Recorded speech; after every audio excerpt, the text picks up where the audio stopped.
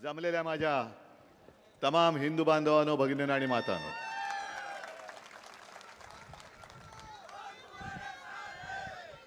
एका गोष्टीचा मला नक्कीच अभिमान आहे की शिवसेना म्हटल्यानंतर हिंदुत्व योगाने आलंच, पण तरी देखील मुस्लिम समाज आपल्या सोबत मोठ्या संख्येने आलेला आहे, याचा मला आनंद आहे, नक्कीच आनंद आहे.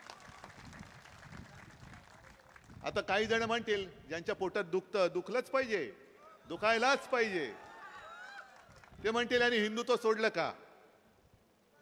अजिबात नाही, बरोबर आहे. कारण शिवसेना प्रमुखांनी जे मला शिकवलेलं, माझ्या आजोबांनी शिकवलेलं, ते मी हिंदुत्व मानतो. या गोमूत्रधाऱ्यांचं हिंदुत्व मला मान्य नाही. आणि जे शिवसेना प्रमुख सांगायचे, कधी पण मी भाषणातली वाक्य काढून दाखवू शकतो की कधीही शिवसेना प्रमुख सामान्य मुस्लिम समाजाबद्दल एक अपशब्द सुद्धा बोललेले नाही. ते नेहमी बोलले ते अतिरेक्यांविरुद्ध आणि देशद्रोह्यांबद्दल बोललेले आहेत. आणि माझं पुढचं भाषण सुरू करण्याच्या आधी मी काल एका सभेत बोललो होतो आणि दसरा मेळाव्यात बोललो होतो, संभाजीनगरला बोललो होतो. ते पुन्हा एकदा स्पष्ट करून सांगतो, कारण तो एक शब्द घेऊन हे जे पोटावळे आहेत ना, त्यांनी सुरुवात केली, यांना बघा कोणाचं प्रेम आलंय. होय, मला मी जे सांगणं त्याचं प्रेम आहेच. आणि ते उदाहरण म्हणजे औरंगजेबाचं. तुम्ही कालचं माझं भाषण ऐकलं असाल, चॅनलवाल्यांनी ते दाखवलेलं आहे. तुमच्याही मनात प्रश्न आला असेल की अरे, हा बाळासाहेबांचा मुलगा एकदम औरंगजेबाचं कौतुक करायला लागला. हे कोणता औरंगजेब? जो आपल्या छत्रपती शिवाजी महाराजांच्या हिंदवी स्वराज्यावरती चालून आला होता, तो औरंगजेब नाही. तर काश्मीरमध्ये आपल्या सैन्यातून आपल्या देशासाठी अतिरेक्यांशी जो लढला आणि सुट्टी असताना तो परत चालला, तो घरी जात होता, मधल्या रस्त्यातून त्याचं अपहरण केलं गेलं, अतिरेक्यांनी अपहरण केलं, पाकड्यांनी अपहरण केलं आणि त्याला हाल करून मारला. कोण होता औरंगजेब? मुसलमान होता. कोणासाठी लढला? आपल्या देशासाठी लढला. आणि नुसता लढला नाही, तर त्याला अतिरेक्यांनी हाल करून मारला, छळ करून मारला. मग तो औरंगजेब मुसलमान असला तरी आपल्या देशासाठी ज्यांनी बलिदान केलं, तो आपला मानायचं नाही? मानायचं नाही. आणि हेच तर आमचं हिंदुत्व आहे. आमचं हिंदुत्व हे देवळात घंटा बडवणारं नाही आहे, अतिरेक्यांना ठोकणार आहे. आणि अतिरेक्याने हा नाही विचार केला की अरे, हा औरंगजेब आहे, आपल्याच धर्माचा आहे, सोडला नाही त्याला. तू हिंदुस्थानच्या बाजूने लढलास, हिंदुस्थानच्या बाजूने लढलास, तू मुसलमान असलास तरी आम्हाला शत्रू आहेस, आणि त्यांनी त्याला मारला. तो औरंगजेब, तो मी माझा म्हणतोय. काय माझं चुकतंय? अत्यंत स्पष्ट आहे ना. मी जे बोललो आता मगाशी, भास्कररावांनी तुम्हाला आवाहन केलं, गीते साहेबांनी केलं, तुम्ही जोरात हो केलं. मी बोललोय ते तुम्हाला पटते की नाही पटते? एकदा हो की नाही सांगा. मग ही आमची स्वच्छ भूमिका आहे, स्पष्ट भूमिका आहे. ह्याच्यामध्ये आम्ही कधीही अरे आत्ता मी काय तुम्हाला काय पुळका आला याच्यातला भाग नाहीये. ज्या वेळेला आपलं युती सरकार होतं, भारतीय जनता पक्षाचे गोपीनाथ मुंडे हे उपमुख्यमंत्री होते, मनोहर जोशी मुख्यमंत्री होते, तेव्हा तुम्हाला सर्वांना माहिती आहे, जिथे आम्ही राहतो कलानगर मातोश्री आहे, त्याच्या बाजूला आता ती जागा या लोकांनी बुलेट ट्रेनसाठी गुजरातच्या घशात घातली. हो, त्यांच्यासाठी घातली. तिथे एक मोठा मुस्लिम समाजाचा इस्तेमा झाला होता, आठवते? साबिर भाई आमचा मंत्री होता. साबिर भाई कोण होता? साबिर शेख कोण होता? तो पण शिवभक्त होता. आणि त्यांनी विनंती केली, बाळासाहेबांनी सांगितलं, दिली, कर, काय करायचं कर. लाखो मुस्लिम आले होते. आणि तेव्हा सरकार जरा थोडं घाबरलं होतं. आपलंच सरकार होतं. मुंबई पोलीस कमिशनर वगैरे सांगत होते की बाळासाहेब, जरा तुम्ही त्या दिवसांमध्ये घरी नाही थांबलं तर बरं. तुला का नाही, इकडे लाखोच्या संख्येने मुसलमान येतील आणि तुमच्या घराच्या बाजूलाच आहे. तुला मग काय झालं, मी घरात राहणार, कोणी नाही येणार म्हणे माझ्या इकडे, काळजी करू नका, अजिबात करू नका. मी देशद्रोह्यांच्या विरुद्ध आहे, मुसलमानांच्या विरुद्ध नाहीये. आणि मुंबईमध्ये तो इस्तेमा व्यवस्थित पार पाडला. त्यावेळेला भारतीय जनता पक्ष आमच्या मांडीला मांडी लावून बसलाच होता ना. तर त्यावेळेला त्यांनी हिंदुत्व सोडलं होतं सत्तेसाठी. ही भूमिका स्वच्छ आहे. आज मी माझ्या भाषणाला पुढे जाण्याच्या आधी काल जसं आपल्या देशाचं एक एक काय त्याला म्हणायचं टेम्पररी अर्थसंकल्प मांडला निर्मला सीतारामनबाईंनी, त्याच्यावरती मी बोललोच. पण आज मुद्दामून मुंबई महापालिकेचा अर्थसंकल्प सादर केला.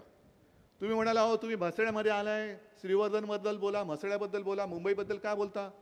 नाही, मुंबई आपली राजधानी आहे, तुमची सुद्धा राजधानी आहे, माझ्या महाराष्ट्राची राजधानी आहे. जी हे लुटतायत, सगळं मुंबईचं ओरबाडून नेत आहेत, डायमंड मार्केट घेऊन गेले, मोठमोठे ऑफिसेस घेऊन गेले, सगळे उद्योग घेऊन जात आहेत. मुंबईची अत्यंत मोलाची जागा ती बुलेट ट्रेनच्या घशामध्ये घातली. आरेची जी जागा पर्यावरणासाठी आम्ही राखून ठेवलेली तिची वाट लावून टाकली, त्याच्या पलीकडे कांजूरची जागा घेतली. आणि मुद्दामून तुम्हाला सांगतो, कारण काही काही वेळेला असं होतं की युती सरकार आपलं 95 साली होतं, मला वाटतं त्याच सुमारास हिंदू हृदय सम्राट शिवसेना प्रमुखांच्या हस्ते वांद्रे ते वरळी या सेतूपुलाचं भूमिपूजन झालं होतं. त्याला काही काळ गेला, दरम्यानच्या काळात सरकार गेलं, तो पूल पूर्ण झाला, भूमिपूजन बाळासाहेबांच्या हस्ते झालं आणि उद्घाटन काँग्रेसच्या हस्ते झालं. मला वाटतं सोनिया गांधी आल्या होत्या, शरद पवार तेव्हा होते. आता सुद्धा एका गोष्टीचं मला समाधान आहे की ज्या एका स्वप्नाचं मी वचन दिलं होतं ते म्हणजे वरळी ते नरिमन पॉईंट ह्या सागरी महामार्गाचं किनारपट्टीचा जो मार्ग आहे त्याचं भूमिपूजन माझ्या हस्ते झालं होतं. त्याचं उद्घाटन करायला देशाचे पंतप्रधान 19 तारखेला येत आहेत. म्हणजे एक गोष्ट चांगली झाली की उद्धव ठाकरे जे वचन देतो ते पूर्ण करतो, याला साक्ष आता माझ्या देशाचे पंतप्रधान असणार आहेत की बघा हे उद्धव ठाकरेंनी दिलेलं वचन. आणि कदाचित तो बोर्ड आता काढला असेल, कारण तो परवडणार नाही त्यांना कोणाच्या हस्ते भूमिपूजन झालं. पाहिजे तर मी फोटो पाठवतो, बातम्या पाठवतो की उद्धव ठाकरेंनी वचन दिलं होतं, उद्धव ठाकरेंनी भूमिपूजन केलं होतं आणि आता तुम्ही त्याचं उद्घाटन करतात. मला अभिमान आहे, मला आनंद आहे की माझ्या वचनाची पूर्ती पंतप्रधान करतायत. ह्याच्यामध्ये दिल्लीचं एका पैशाचं श्रेय नाही. हा सगळा जो काय मार्ग आहे तो मुंबई महापालिकेच्या कष्टाच्या पैशाने केलेला महामार्ग आहे. पण प्रधानमंत्रीजी तुम्ही मुंबईत येतात, तुमचं मी स्वागत करतो. पण आल्यानंतर तुम्ही तुमच्या बाजूला एक फूल दोन हात जे बसतील त्यांना विचारा जरा की अरे एवढं मोठं बढिया काम करोनाच्या काळात सुद्धा मुंबई महापालिकेने पूर्ण केलं. काय महापालिकेची ताकद आहे. तो मोठा ते मशीन आणलं होतं, त्याचं नाव आदित्यने ठेवलं होतं मावळा. त्यातनं ते तो टनेल पूर्ण केला, सगळं केलं. न थांबता न थकता करोना काळात सुद्धा रात्रंदिवस काम करून हे काम पूर्ण केलं. म्हणून निवडणुकीच्या आधी प्रधानमंत्रीजी तुम्हाला फीत कापण्याचं श्रेय मिळतंय, त्याचं धन्यवाद माझ्या मुंबई महापालिकेला द्या. आणि ज्यांचा काडीचाही संबंध नाही, असे एक फूल दोन हात जे तुमच्या बाजूला बसतात, एक पैशाचं त्यांचं योगदान नाही आणि श्रेय तर अजिबातच नाही. कल्पनाशक्ती त्यांची नाही आहे, कल्पनाशक्ती ही आपली होती, आपली आहे. त्यांना सांगा अरे नालायकानो, तुम्ही करत तर काही नाही मुंबईसाठी, पण करोना काळात सुद्धा मुंबईने हे काम पूर्ण केलं. त्याच करोना काळामध्ये मुंबई महापालिकेने जे अपूर्व असं काही काम करून ठेवलेलं आहे, धारावी मॉडेल जगभरात प्रसिद्ध झालं, त्याचं श्रेय तुम्ही देत नाहीये. त्याच्यासाठी तुम्ही मुंबई महापालिकेला बदनाम करतात. म्हणजे दिल्ली सरकारला जमलं नाही ते माझ्या मुंबई महापालिकेने करून दाखवले, याबद्दल मला मुंबईचा अभिमान आहे. जे तुम्ही नाही करू शकलात ते माझ्या मुंबईने केलं आणि तुम्ही करू शकला नाहीत म्हणून तुमच्या पोटात दुखतंय आणि त्याच्यासाठी ती भ्रष्टाचार नसलेली खिचडी तुम्ही खाल्लीत म्हणून तुमच्या पोटात दुखतंय. कसला भ्रष्टाचार आहे. आणि करोना काळामध्ये मी सुद्धा इकडे बघितलं ना, सगळे मुस्लिम आले आहेत, हिंदू आलेले आहेत, काल जैन होते. तुम्ही मला सांगा तुमच्यात मी मुख्यमंत्री असताना करोना काळात भेदभाव केला होता का? ना धारावीमध्ये केला, ना कुठेही केला नाही, मालेगावमध्ये सुद्धा केला नाही. कारण जेव्हा आम्ही शपथ घेतली मुख्यमंत्री म्हणून, ती संविधानाची शपथ घेतली. ज्या संविधानाची शपथ पंतप्रधानांनी सुद्धा घेतलेली आहे, तीच शपथ त्याच घटनेवरती हात ठेवून मी शपथ घेतलेली होती. सगळ्यांशी समानतेने वागेल. मी कुठेही भेदभाव नव्हता केला आणि करणार नाही. शिवसेना रक्तदान शिबिर घेतं, आमचं रक्त कोणाला जातं, हिंदूला जातं, मुसलमानाला जातं, आम्ही नाही बघत. पण जे काम केलं आहे, तुम्ही चांगलं काम कराल, तुमची आम्ही तारीफ करू. पण जर मी अनेकदा सांगितलेलं की कोरोना काळामध्ये देशामध्ये सर्वोत्तम मुख्यमंत्र्याचा बहुमान पहिल्या 5 मला नेहमी मिळाला. हे माझं कर्तृत्व नाही, हे सगळं माझ्या जनतेचं आणि प्रशासनाचं हे कर्तृत्व आहे. त्यांच्यामुळे म्हणजे हे त्यांचं नाव मुख्यमंत्री म्हणून माझं नाव त्याच्यात आलं. माझं नाही आहे काय त्याचे श्रेय. पण आपल्याला जर का आपल्या लोकांची तारीफ करता येत नसेल तर कपाळ करंटे टीकाकार असतात जे आपलेच, त्यांना अभिमान वाटायला पाहिजे होता की जगाला जे जमलं नाही, जगाने ज्याची तारीफ केली ती मुंबई, त्या मुंबई महापालिकेचं कौतुक करायच्या ऐवजी तुम्ही मुंबई महापालिकेला बदनाम करताय. आणि ज्या मुंबई महापालिकेने स्वतःच्या हक्काच्या पैशाने, केंद्राच्या पैशावरती नाही, जो सागरी महामार्ग केला त्याचं श्रेय घ्यायला प्रधानमंत्री येत आहेत. प्रधानमंत्रीजी, तुमचं मुंबईत स्वागत आहे. फक्त आशा एक आहे, कारण गेल्या वर्षभरात मी तिकडे काही गेलेलो नव्हतो. निवडणुकीच्या साठी घाईगडबडीने हा अर्धवट तर तुम्ही ओपन नाही करत. म्हणजे एकच बाजू ओपन केली, कर दो का पूर्ण करताय ते आता 19 तारखेला कळेल की पूर्ण ब्रिजचं उद्घाटन करताय, महामार्गाचं करताय की अर्धवट घाईघाईने श्रेय घ्यायला करताय ते कळेल. पण निदान एक गोष्ट नक्की की त्या निमित्ताने पंतप्रधानांना आपल्या मुंबईची ताकद काय ती कळेल की मुंबई आपल्या ताकदीवरती काय करू शकते. ही मुंबईची ताकद आहे. बाकी सगळा आनंदी आनंदच आहे. इकडे आज मला आल्यानंतर जे गीते साहेब बोलले त्यावेळेला जी पोटनिवडणूक झाली होती, मला खरंच तुमच्या सगळ्या श्रीवर्धनकरांचे आभार मानायचे, धन्यवाद द्यायचे. ते एवढ्यासाठी द्यायचे की त्यावेळेला एका, मगाशी तुम्ही कोण काय बोलला त्याचं नाव, म्हणजे कळलं सगळ्यांना, त्याला शिवसेना प्रमुखांनी लात मारून हाकलून दिला होता. तो गेला नव्हता, त्याला हाकला होता, गेट आउट. आणि काळ थोडासा विचित्र होता. एका मागोमाग एक पोटनिवडणुकीत आपण पराभव स्वीकारत होतो. श्रीवर्धनची पोटनिवडणूक आली. काय करायचं, कोण लढणार? मग आपले तुकाराम बुवा उभे राहिले. आणि तुकाराम बुवांनी तुम्हाला सगळ्यांना सोबत घेऊन चमत्कार करून दाखवला. आणि ती आपली जी मालिका चालली होती ती त्यांनी खंडित केली. याच्यासाठी तुकारामजी तुमचं आणि तुमच्या सगळ्या श्रीवर्धनकरांचं मी खास लाख लाख तुम्हाला धन्यवाद देतोय. तेव्हाची परिस्थिती वेगळी होती, आताची परिस्थिती वेगळी आहे. आता नवगणे तुमची उमेदवारी मी बोलायच्या आधी जाहीरच झालेली आहे. त्याच्यामुळे मला पर्यायच नाही आहे. हे नाही पर्याय नाही, मी गमतीने बोललोय, पण त्यांना मी मनापासून शुभेच्छा दिलेल्या आहेत. आणि हा श्रीवर्धन माझा भगव्याचा हक्काचा बालेकिल्ला आहे, हक्काचा बालेकिल्ला आहे. बाकी घराणेशाहीबद्दल भास्करराव जे काय बॅटिंग करून गेलेत, आता मी वाट बघतोय घराणेशाहीला विरोध करणारे प्रधानमंत्री तटकरेंच्या घरातल्या किती लोकांना तिकीट देणार आहेत. होऊनच जाऊ द्या. आता सगळे वडिलांपासून मुलीपर्यंत, नातवापर्यंत जे जे कोणी घुसलेत त्यांच्या पक्षात बचाव बचाव करत, त्या सगळ्यांना तिकीट देणार की सगळ्यांना सांगणार की आमच्याकडे घराणेशाही चालत नाही, चल बाहेर जा. आणि तिकीट नाही दिलं तर मग मला तटकऱ्यांना विचारायचे की तुम्ही तरी देखील जे त्यांच्या ताटाखालचं मांजर झालं ते तसेच राहणार की परत पवार साहेबांकडे येणार? कारण पवार साहेबांनी सगळं त्याने दिलं, आता भास्कररावांनी सांगितलं. मग सगळं ज्यांनी दिलं त्यांच्याकडे परतणार की ज्या एका लाचारीने तुम्ही गेलात तिकडे त्यांनी तुम्हाला जर का नाकारलं तरी देखील तिकडेच चाकरी करणार? हे सुद्धा उघड उघड सांगा. आणि जर तुम्ही उद्या सांगाल की मला भाजपने तिकीट नाही दिलं तरी मी भाजपमध्येच राहीन, हे निवडणुकीच्या वेळेला कळेल. भाजपमध्ये म्हणजे भाजपच्या सोबत, जवळपास भाजपमध्येच गेलेत ते. कारण असं बोलावं तर लागेल, कारण मी आज एवढ्या जाहीर सभेत बोलल्यानंतर उद्या त्यांना बोलावंच लागेल. आमच्या घरात एकालाही तिकीट नाही दिलं तरी त्याच्यापेक्षा तटकरीजी तुम्ही असं जाहीर करा की भाजपची किंवा प्रधानमंत्र्यांची जी एक धोरण आहे घराणेशाहीला विरोध, ते धोरण आम्ही स्वीकारतो आणि आमचं घराणं राजकारणातून आता निवृत्त होत आहे, तटकरे साहेबांनी जाहीर करावं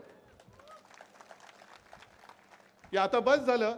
आम्ही आता जे काय म्हणजे काय खाल्लं ते आता आधी थोडं पचवतो आणि मग परत बघू. पण आता तूर्त प्रधानमंत्र्यांचं जे धोरण आहे त्या धोरणानुसार आमच्या घरातनं एकही जण निवडणुकीच्या रिंगणात उतरणार नाही, राज्यसभेवर जाणार नाही, विधान परिषदेवरती जाणार नाही, कुठेही जाणार नाही. हे तटकरे साहेब तुम्ही जाहीर करा. नाहीतर प्रधानमंत्र्यांनी सांगावं की नाही नाही, ही गद्दारांची घराणेशाही चालेल, पण ठाकरेंची जी कडवट हिंदुत्ववादी आणि महाराष्ट्राच्या मातीत जन्माला आलेली, महाराष्ट्राचं हित बघणारी ही घराणेशाही मला चालत नाही, पण गद्दारांची घराणेशाही मला चालते, हे प्रधानमंत्र्यांनी जाहीर करावं. होऊन जाऊ दे, होऊन जाऊ दे. आणि मग तुम्ही निर्णय घ्यायचा रायगडकरांनी. मला मंजूर, तुम्ही द्याल तो निर्णय मला मान्य आहे. मी जो काही फिरतोय जनतेमध्ये, मी नाशिकच्या सभेमध्येच आव्हान दिलं होतं लबाडाला की बंद कडी कुलपामध्ये बसून, कडेकोट बंदोबस्तामध्ये बसून संपूर्णपणे जी सुप्रीम कोर्टाने एक चौकट आखून दिली होती ती तोडून मोडून तू शिवसेना माझ्या चोरांच्या हातामध्ये दिली, माझी शिवसेना चोराच्या हातात दिली. त्याच्यापेक्षा जनतेत तू पण येऊन उभा राहा, मी पण येऊन उभा राहतो आणि ज्याला दिले त्या मिंद्याला पण उभं कर आणि जनतेत सांग शिवसेना कोणाची, जनता कोणाला तुडवेल ते मला मान्य आहे.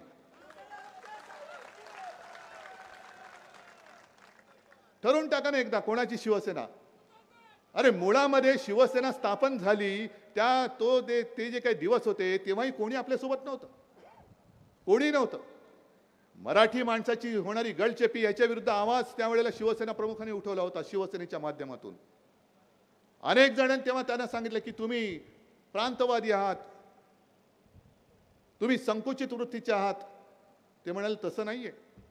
प्रत्येक जी आपल्या देशामध्ये भाषावार प्रांत रचना झाली, प्रत्येक भाषेला एक प्रांत मिळाला, तसा माझ्या मराठीला महाराष्ट्र मिळाला. पण विशेष म्हणजे सगळ्या प्रांताला त्यांच्या राजधान्या मिळाल्यानंतर महाराष्ट्राला मात्र मुंबई मिळवण्यासाठी लढावं लागलं, संघर्ष करावा लागला, बलिदान द्यावं लागलं, रक्त सांडावं लागलं आणि त्याच्यानंतर मुंबई मिळवावी लागली. मग मराठी माणसाचा आवाज घेऊन शिवसेना पुढे निघाली. त्याच सुमारा एक विचित्र वातावरण देशात असं निर्माण झालं होतं की हिंदू मुसलमानांमध्ये एक तेढ निर्माण केली गेली. मग आम्ही हिंदुत्व आहोतच, हिंदू म्हणून पुढे गेलो. आता आमचं हिंदुत्व सगळ्यांना कळल्यानंतर मला सुद्धा घरी येऊन काही मुस्लिम बांधव भेटतात आणि आता सुद्धा मी गेलो होतो घरी. सगळे मुस्लिमांना आता कळलं की शिवसेना ही कोणाच्या, ह्यांचं हिंदुत्व म्हणजे नेमकं काय हे आता त्यांना व्यवस्थित कळलेलं आहे. का ही सगळी लोक आमच्या सोबत येत आहेत. अगदी मातोश्रीमध्ये आल्यानंतर सुद्धा मी मुस्लिम जे बांधव येतात त्यांना विचारतोय, अरे तुम्हाला कळलंय तुम्ही कुठे आलात? हे हिंदू हृदय सम्राटांचं घर आहे, त्यांचा मी मुलगा आहे आणि तरी देखील तुम्ही माझ्या घरी येताय, माझ्याशी बोलताय. आणि ते म्हणतात साहेब बरेचसे मराठीच बोलतात, जसं तुम्ही आता आवाहन केलं ना, बहुतेक सगळे सुद्धा घरी येऊनच गेलेले आहेत. सगळे सांगतात की आम्हाला आतापर्यंत तुमच्याबद्दल एक गैरसमज करून दिला होता की तुम्ही म्हणजे जणू काय मुस्लिमांचे शत्रूच आहात. आता आम्हाला कळलं की तुमचं हिंदुत्व हे राष्ट्रीयत्व आहे. आम्ही सुद्धा या देशाचे प्रेमी आहोत. आम्हाला सुद्धा लोकशाही वाचवायची आहे. आम्हाला सुद्धा या देशामध्ये हुकुमशाही नको आहे आणि म्हणून आम्ही तुमच्यासोबत येतोय. मग हे सगळे असे देशाच्या प्रेमासाठी माझ्यासोबत येणार असतील आणि आलेत तर हे भाजपला काय अधिकार आहे शिवसेनेने हिंदुत्व सोडलं बोलायला? जर एवढ्या मोठ्या संख्येने मुस्लिम आमचं हिंदुत्व मान्य करून, अगदी प्रकाश आंबेडकर सुद्धा बोलले होते म्हणून आपण त्यांच्याशी युती केली की शिवसेनेचं हिंदुत्व मला मान्य आहे. मग मला भारतीय जनता पक्षाला विचारायचंय की तुम्ही आतापर्यंत बोंबलून सांगताय सगळ्यांना की अब की बार 400 पार, ना अब की बार आर पार, ना पण 400 पार होणार आहात तर मग अजूनही फोडाफोडी का करताय? बरं फोडाफोडी करताय ते करताय. आज सुद्धा उद्धव ठाकरे शून्य आहे ना. उद्धव ठाकरेकडे कोणता पक्ष आहे? नाहीच आहे. उद्धव ठाकरेकडे चिन्ह आहे? नाही आहे. मग उद्धव ठाकरे आणि उद्धव ठाकरेच्या सोबत जे निष्ठेने राहिले त्यांच्या मागे तुम्ही का लागलात? एवढे तुम्ही विश्वगुरू आहात, तुमची महाशक्ती आहे. मग माझ्यासारख्या एका सामान्य माणसाच्या आणि त्या सामान्य माणसाबरोबर असलेल्या अतिथी सामान्य माणसाच्या घराघरामध्ये ईडी सीबीआय का घालताय? कारण तुम्हाला माहिती आहे की सामान्य माणसाची ताकद ही कोणत्याही हुकुमशहापेक्षाही मोठी असते. हुकुमशहा किती मोठा असू दे, हुकुमशहा किती माजू दे, पण जेव्हा सर्वसामान्य माणूस एकवटून जेव्हा एक पोलादी मोठ त्याच्या नाकाडावर मारतो तेव्हा मोठे मोठे हुकुमशहा सुद्धा उतारणे झालेत. हा 500-1000 वर्षापूर्वीचा नाही, आत्ता 100-150 वर्षातला इतिहास आहे. हिटलरपासून सगळ्यांचा. हिटलर असेल, मुसोलिनी असेल, सगळे हुकुमशहा असेच पहिले लोकशाहीच्या मार्गाने. हिटलर तर तसाच गेला. नंतर त्यांनी पोलादी पकडीमध्ये जर्मनी घ्यायचा प्रयत्न केला, पण शेवटी त्याला सुद्धा वाईट पद्धतीने जावं लागलं. ही सर्वसामान्य माणसाची ताकद असते. ही ताकद तुमच्यामध्ये आहे, ही ताकद आहे तुमच्यामध्ये. पण तुम्हाला असं भुलवून टाकायचं, असं एक संभ्रमात टाकायचं की जणू काय आता मीच. आणि मीच म्हटल्यानंतर मी एक उदाहरण मला वाटतं दिलं. आता काय उदाहरणं 30 द्यावी लागतात, कारण शेवटी प्रचार म्हटल्यानंतर आपले मुद्दे काय आहेत, आपले विचार काय आहेत हे रिपीट थोडेसे होणारच. जेव्हा आपल्याला विचारतात की हे सगळं ठीक आहे तुम्ही बोलताय, आज मी येताना ऐकत होतो, एक पत्रकार म्हणाले उद्धव ठाकरे एवढे तिखट किंवा कडू काय बोलतात. मी कडू नाही बोलत, मी सत्य बोलतोय. आणि सत्य हे नेहमी कडू असतं किंवा सत्य नेहमी कडू असायलाच पाहिजे असं नाही, पण जे सत्य असतं, कारण आपल्या देशाचं ब्रीदवाक्य सत्यमेव जयते आहे. भाजपने ते सत्तामेव जयते असं केलेलं आहे. सत्तामेव जयते. मी जो उभा राहिलेलो तो मी लोकशाही वाचवण्यासाठी उभा राहिलेलो आहे. लोकशाही वाचवताना जेव्हा आपल्याला विचारतात की पर्याय काय, मग तुम्ही आता मतदार आहात, तुम्ही एक विचार करा, तुमच्या समोर मी जे बोलतोय ते असं कल्पना करा हे तुमच्या बरोबर आहे, तुमच्या समोर आहे. तुम्हाला मतदान द्यायचंय, करायचंय, करणार ना? मतदान तुम्हाला एकालाच करावं लागेल, बरोबर आहे. 10 उमेदवार असतील, 50 उमेदवार असतील, पण तुमचं मत एक माणूस आणि एक मतदार आणि एक मत, बरोबर. मग तुम्हाला मी पर्याय देतो. चला, पर्याय कसा? मतदानाचा पर्याय नाही. एक पर्याय असा देतो की तुमच्या समोर 2 पेले मी ठेवतो, ठीक आहे. आणि 2 पेल्यामध्ये, एका पेल्यामध्ये प्रयोगशाळेत चाचणी केलेलं अत्यंत खतरनाक असं विष आहे आणि त्याच्यावर लिहिलेलं की हा विषाचा प्याला आहे. दुसरा पेला आहे, त्याच्यामध्ये मात्र काय आहे माहिती नाही, पण तुम्हाला मत द्यायचंय. मत द्यायचंय तर तुम्ही जे विष दिसतंय ते प्याल की जे काय माहिती नाही ते प्याल, हे ज्याची त्याची मर्जी आहे. आतापर्यंत 10 वर्षात जे काय झालं आणि या पुढे ज्या दिशेने आपण चाललेलो आहोत, चंदीगडमध्ये जसं दिवसा ढवळ्या लोकशाहीचा मुर्दा पाडला, महाराष्ट्रामध्ये लोकशाहीचा मुर्दा पाडला, तिकडे नितीश कुमारला घेऊन तिकडे सरकार पाडलं, म्हणजे सगळीकडे पाडापाडी करायची. म्हणजे काही वाटेल ते करा, पण सरकार आपलं झालंच पाहिजे. ही लोकशाही आणि ही हुकुमशाही तुम्हाला मान्य असेल तर विष ज्या पेल्यावरती लिहिलंय ते विष जरूर प्या, माझं काही मत नाही आहे. पण आजपर्यंत ज्यांना आपण असं म्हटलं, मला तुम्ही सांगा, मी काँग्रेसचा काही लगेच तारीफ करणारा नाही झालेलो, पण नरसिंहराव पंतप्रधान होतील आपल्याला वाटलं होतं, मनमोहन सिंग पंतप्रधान होतील आपल्याला वाटलं होतं, पण आजपर्यंत जे पंतप्रधान झाले त्याच्यात नरसिंहराव हे एक उत्तम पंतप्रधानपैकी एक पंतप्रधान झाले होते की नव्हते हे तुम्ही सांगा. मनमोहन सिंगांनी सुद्धा पहिल्या 5 वर्षामध्ये चांगलं काम केलं होतं की नव्हतं तुम्ही सांगा. मग 10 वर्ष आपण ह्यांचा सगळा अनुभव घेतल्यानंतर ह्यांचं हिंदुत्व काय ते कळलेलं आहे, ह्यांच्या विकासाचं स्वप्न हे कळलेलं आहे. यांच्याकडे कोणी आदर्श नाही, कोणी नेता नाही, म्हणून दुसऱ्याचे आदर्श चोरतायत. अगदी आपले हिंदू हृदय सम्राट सुद्धा चोरतात, कारण स्वतः कोणी त्यांच्यात हिंदू हृदय सम्राट होऊच शकत नाही, किती जन्म घेतले तरी होऊच शकत नाही. मग असं ह्या ज्यांनी पक्षाचा चोर बाजार मांडलाय ते उद्या देशाचा चोर बाजार करतील, त्याला तुम्ही शक्ती देणार आहात, सोबत देणार आहात, मत देणार आहात? हा रायगड आहे, हा छत्रपती शिवाजी महाराजांचा महाराष्ट्र आहे, रायगड आहे. आणि छत्रपती शिवाजी महाराजांनी सुद्धा आग्र्याहून ते सुटका झाल्यानंतर स्वराज्याची स्थापना केली, त्यांचा राज्याभिषेक सुद्धा. म्हणजे तेव्हा सगळ्यांना असंच वाटलं होतं की आता यांच्याकडे राहिलं काय, म्हणजे नशीब तेव्हा चॅनल किंवा काही नव्हते, नाही तर चर्चा सुरू झाल्या तर किती छत्रपती शिवाजी, म्हणजे तेव्हा छत्रपती नव्हतेच, शिवाजी महाराज परत येतील असं किती जणांना वाटतं. 71% लोकांना होय वाटतंय, 15% वाटतं नाही वाटतंय, आणि 4% लोकांना सांगता येत नाही. असं नव्हतं तेव्हा, तर निवडणुका नव्हत्या. ठीक आहे 5 वर्षांत पुन्हा बघू असं नव्हतं. मरणाशी गाठ होती. अफजल खान आला, ती सुद्धा लढाई, ती निवडणूक नव्हती झाली. अफजल खान आला, मत द्या अफजल खान, असं नव्हतं. सरळ सरळ प्राणाशी तू तरी जगशील नाही तर मी तरी जगेन. आग्र्याला छत्रपती शिवाजी महाराज घेऊन गेल्यानंतर सगळे मिर्झा राजे जयसिंग, म्हणजे ते सुद्धा हिंदूच, पण औरंगजेबाच्या पदरी नोकरी करणारे, त्यांनी छत्रपती शिवाजी महाराजांना त्यांचा पराभव करून आग्र्याला घेऊन गेले. तिथून ते परत येतील की नाही ही एक शंका असताना महाराज तिकडनं आले, निसटले, आणि त्याच्यानंतर त्यांचा राज्याभिषेक झालेला आहे. त्याच्यामुळे हा जो महाराष्ट्र ना, ह्या मातीचं तेज हे काहीतरी वेगळं आहे. हे मातीचं तेज, ही माती कधी हरत नाही, ही माती कधी हुकुमशा पुढे झुकत नाही. आणि ज्या ज्या वेळेला संकट येतं त्यावेळेला या मातीला असं काही तेज येतं, ते तेज छत्रपती शिवाजी महाराजांचं असतं. आणि ते तेज एवढं प्रखर असतं की जो अंगावर येईल त्याला आडवा केल्याशिवाय हे तेज शांत होत नाही. आणि त्या सगळ्या तेजाचे आपण वारसदार आहोत. इंडिया आघाडीमध्ये कोण राहिले, राहतील, पण माझा महाराष्ट्र काय करणार? छत्रपती शिवाजी महाराज की जय बोलणारा हा माझा महाराष्ट्र आहे. जय भवानी जय शिवाजी बोलणारा हा माझा महाराष्ट्र आहे. आम्ही जय श्रीराम बोलतो, पण आम्ही भाजप मुक्त जय श्रीराम बोलतो. भाजप मुक्त जय श्रीराम. आणि म्हणून ही जी लढाई आहे ती माझी एकट्याची नाही आहे.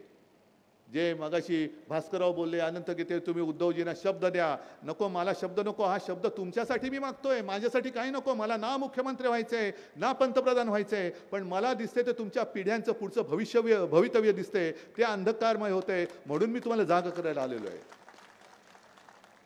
हे मत नुसतं आपण अनंत गीतेंची उमेदवारी जाहीर केली, नवगणींची जाहीर केली, आणखीन कोणाची केली, तिकडे स्नेहलताईची केली, यांना मत दिलं म्हणून मी प्रचाराला आलेलो नाही. त्यांना मत म्हणजे तुमच्या उज्ज्वल भवितव्याला मत आहे, नाही तर तुमच्या पुढच्या पिढ्या, जे मी भारतीय जनता पक्षाच्या कार्यकर्त्यांनाही सांगतोय, RSSच्या प्रचारक कुटुंबियांना सुद्धा सांगतोय की ज्यांच्यासाठी ज्यांची तळी तुम्ही उचलताय ते कोणाचेही नाहीत. ते तुम्हाला देखील जसं शिवराज सिंग चौहानानं उचलून फेकून दिलं तसं तुम्हालाही उचलून ते फेकून दिल्याशिवाय राहणार नाही. म्हणून आत्ता जागे व्हा आणि देशावरती येत असलेले संकट हे आत्ताच थोपवा, हे आत्ता थोपवा.